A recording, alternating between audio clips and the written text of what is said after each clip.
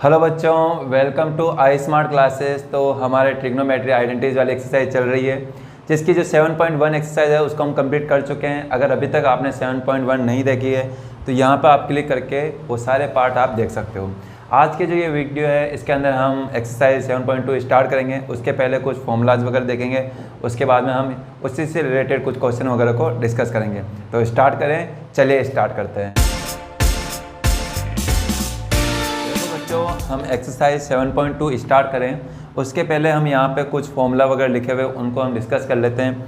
देखो यहाँ पे रिलेशन लिखा हुआ है sine 90 minus theta is equal cos theta, यानी जहाँ कहीं भी साइन 90 माइनस थीटा लिखा हुआ है उसकी जगह आप क्या लिख सकते हो, कोस थीटा।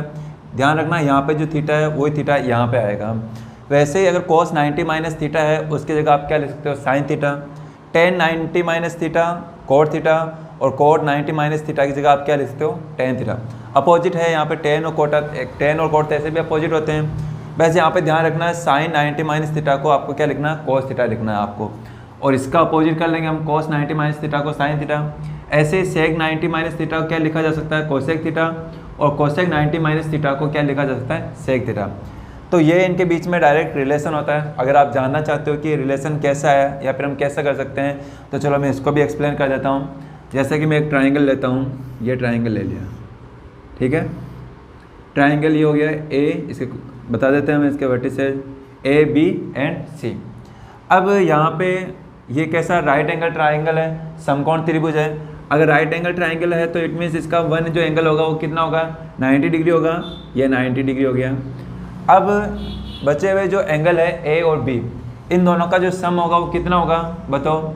ए और बी दोनों का सम कितना होगा, अगर पहले ये बताओ टोटल जो सम ऑफ एंगल जो होते हैं किसी भी ट्राइंगल का वो कितना होता है।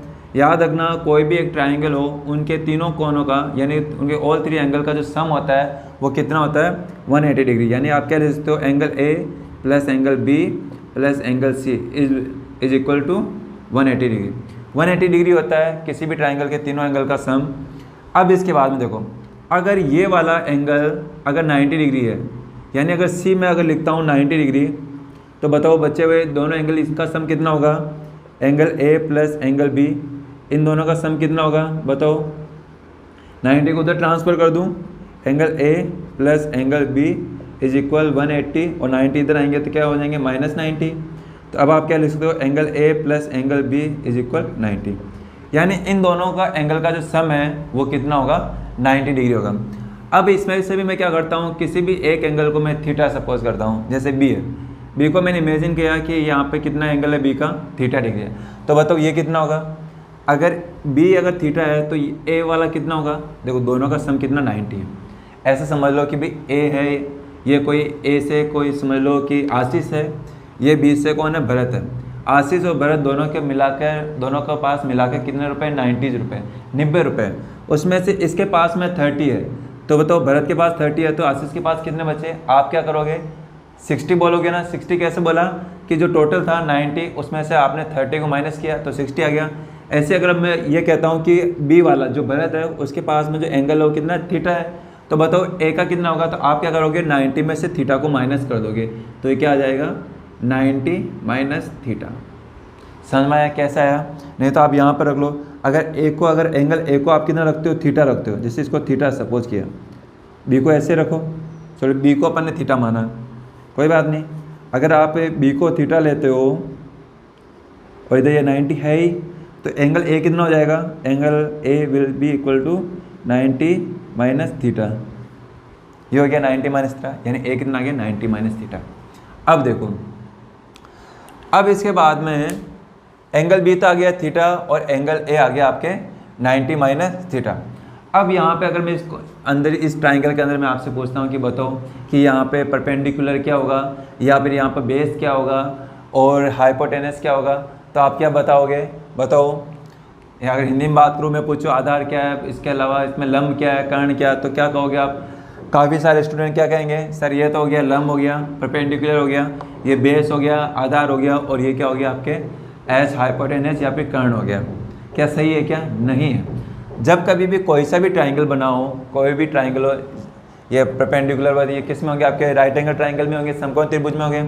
तो अगर किसी भी राइट एंगल ट्राइंगल के अंदर कोई भी अगर आपसे ये पूछता है कि उसमें परपेंडिकुलर क्या है, तो आप उसको डायरेक्ट ये मत बता देना कि ये जो सीधी स्ट्रेट है ये परपेंडिकुलर हो गया और ये बेस हो गया। नहीं, आपको उससे पूछना ये पड़ेगा कि आप उसके अंदर उस ट्राइंगल में एंगल किसको कंसिडर कर रहे हो।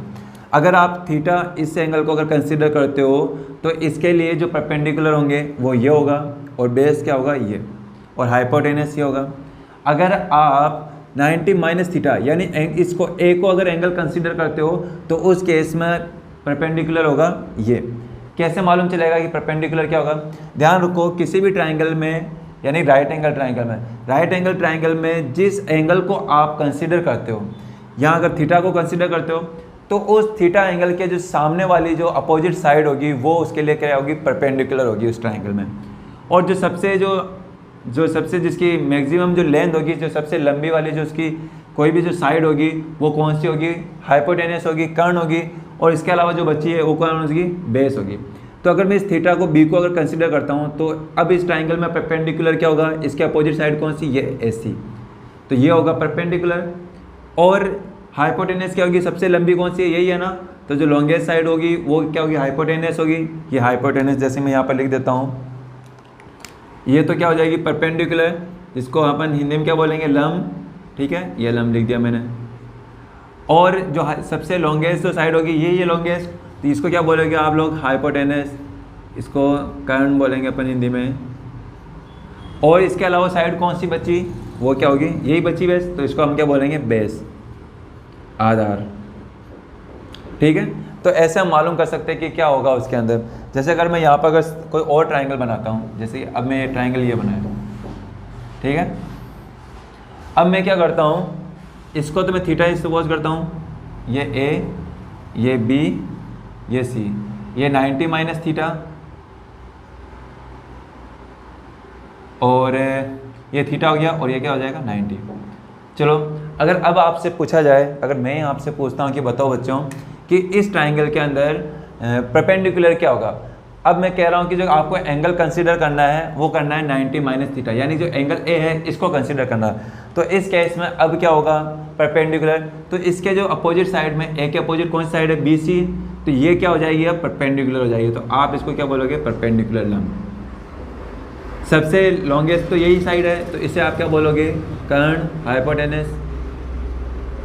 और जो बची हुई साइड कौन सी? ये बची ऐसी, तो ये क्या हो जाएगी? बेस, आधार।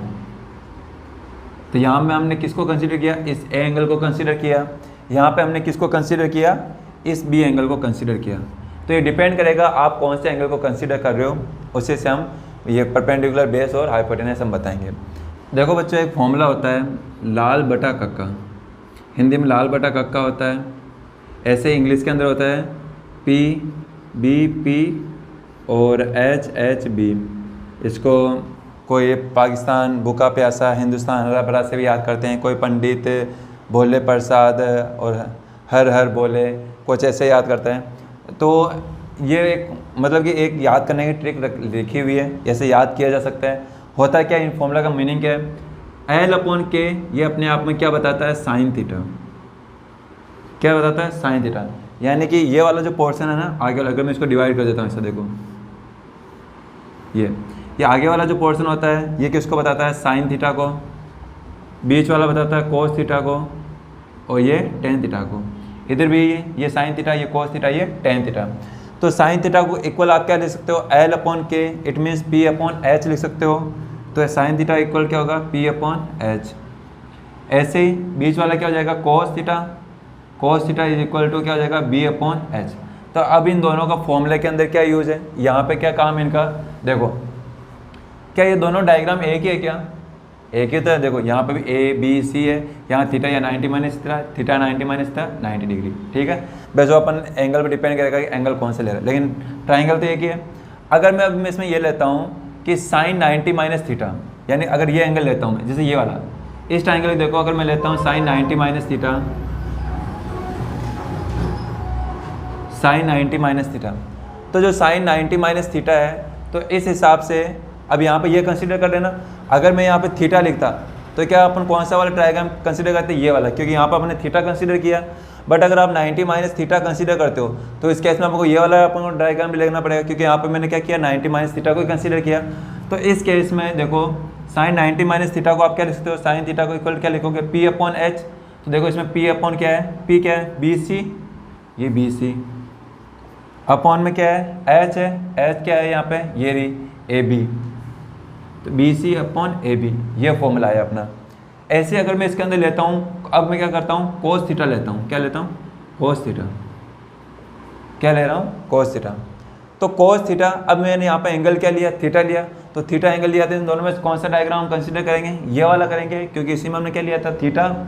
तो अब इस हिसाब से इसको अपन को बनाना फॉर्मूला। तो देखो कोस थीटा बराबर क्या होता है, बी अपॉन एच। तो देखो इसमें बी क्या है, बी सी है, बी, तो ये बी सी अपॉन एच, देखो इसके अंदर एच क्या है ए बी, ये ए बी। तो देखो आप इन दोनों को देखोगे ना ध्यान से, इन दोनों इक्वेशन को, इस इक्वेशन को फर्स्ट और इस इक्वेशन सेकेंड, और इन दोनों इक्वेशन को आप देखते हो ना, तो इन देखो क्या इन दोनों में राइट साइड सेम है, क्या सेम है, इधर भी B C upon A B है, इधर भी B C upon A B है। तो जहाँ कहीं भी राइट साइड सेम होती है तो वहाँ पे ध्यान रखना उनकी जो लेफ्ट साइड होती है वो भी इक्वल होती है। तो आप यहाँ पे क्या लिख सकते हो, साइन 90 माइनस थीटा इक्वल क्या हो जाएगा कोस थीटा। क्यों किया, क्योंकि राइट साइड सेम है तो लेफ्ट साइड भी इनकी सेम होगी। तो ये वाला रिलेशन आ गया देखो हमारा ये। तो बाकी सारे जितने भी है ना ये भी इन्हीं से बनते हैं, ऐसे ही बनते हैं। अब आपको इनको ध्यान रखने की ज़रूरत नहीं है, इनको याद रखने की ज़रूरत नहीं है आपको जो ध्यान रखना है मेनली ये याद रखना है। कौन सा ध्यान रखना है, ये बेस मैंने बताया आपको क्यों लिया जाता है ये, ठीक है ये वाला। तो आपको ध्यान ये रखना है आपको, और आगे जो क्वेश्चन हो गए वो इसी बेसिस पे आपके क्वेश्चन सोल्व होंगे। जैसे मैंने बताया आपको कि ये ऐसा क्यों होता है, कैसा होता है, ठीक है। अब रही बात क्वेश्चन की, क्वेश्चन ट्राई करें हम, चलिए एक क्वेश्चन ट्राई कर लेते हैं। देखो बच्चों एक्सरसाइज 7.2 का फर्स्ट क्वेश्चन है, cos 37 अपॉन साइन 53 लिखा हुआ है, सोल्व करना है, मान निकालना है, वैल्यू फाइंड करनी है, यही फॉर्मूले हमको यूज़ करने हैं। तो इसको कैसे यूज़ कर सकते हैं, देखो अगर अपन ने 6 वाले जो चैप्टर पढ़े थे उसके अंदर हमको मालूम है एक टेबल बनाई थी हमने, थीटा की साइन 0 की वैल्यू कितनी होगी, साइन 45 की कितनी होगी, 60 कितनी होगी, 90 कितनी होगी, वो सारा हमने डिस्कस किया था। बट अगर यहाँ पे अगर बात करें तो यहाँ पर एंगल 37 है, 53 है, तो ऐसी कोई वैल्यू थी नहीं टेबल के अंदर, तो फिर इसको कैसे सोल्व करेंगे। तो देखो इसको कैसे सोल्व करेंगे हम, तो इसमें हम क्या कर सकते हैं, या तो हम ऐसा करें इस नीचे वाली वैल्यू को और ऊपर वाली वैल्यू को, यानी न्यूमिनेटर और डिनोमिनेटर अंश और हर को दोनों को इक्वल कर दें। इक्वल से मतलब है ऊपर cos 30 है, 37 है, तो हम नीचे भी cos 37 बना दें ताकि फिर वो कट के 1 हो जाएगा। या फिर हम क्या करें, नीचे साइन 53 है तो ऊपर भी साइन 53 बना दें, तो हमारा क्वेश्चन सॉल्व हो जाएगा। तो क्या हम ऐसा कर सकते हैं, क्या कर सकते हैं, कैसे, चलिए देखिए। ऊपर लिखा हुआ cos 37, अब बताओ cos को तो मैं cos लिख रहा हूँ, 37 को मैं क्या चेंज करके लिख सकता हूँ, क्या 37 को ऐसे लिखा जा सकता है क्या 90 माइनस 53, क्या लिख सकते हैं, क्या 37 को 90 माइनस 53 लिख सकते हैं ना, क्योंकि अगर 90 में से 53 माइनस करोगे यही आएगा वापस। तो आप क्या करो 37 की जगह क्या लिख दो 90 माइनस 53, क्यों 90 माइनस 53 करोगे तो 37 आएगा वापस, वैसे वैसे बन गया, तो कोई प्रॉब्लम नहीं है, कर सकते हैं आराम से। नीचे को इसको एज इट इज रहने दो साइन 53। और अब हमने एक फॉर्मूला पढ़ा है कि जहाँ भी cos 90 माइनस थीटा होता है उसकी जगह हम क्या लिख सकते हैं, cos 90 माइनस थीटा की जगह हम क्या लिख सकते हैं साइन थीटा, यानी यहाँ पे जो एंगल होगा वही एंगल इस साइन के साथ में आएगा। तो यहाँ पे भी देखो cos 90 माइनस थीटा की जगह 53 है, तो इस पूरे को ऊपर वाले को आप क्या लिख सकते हो, साइन में कन्वर्ट कर सकते हैं ना, कर सकते हैं। अब साइन के साथ थीटा क्या आएगा, यहाँ पे ये आएगा 53, क्योंकि यहाँ पे क्या थीटा 53, तो साइन 53, ऊपर साइन 53 आ गया और नीचे पहले से साइन 53 है। तो अब आप क्या कर सकते हो, इसको कैंसिल आउट कर सकते हो, और तो कैंसिल आउट होकर क्या जाएगा, आंसर 1 आ जाएगा।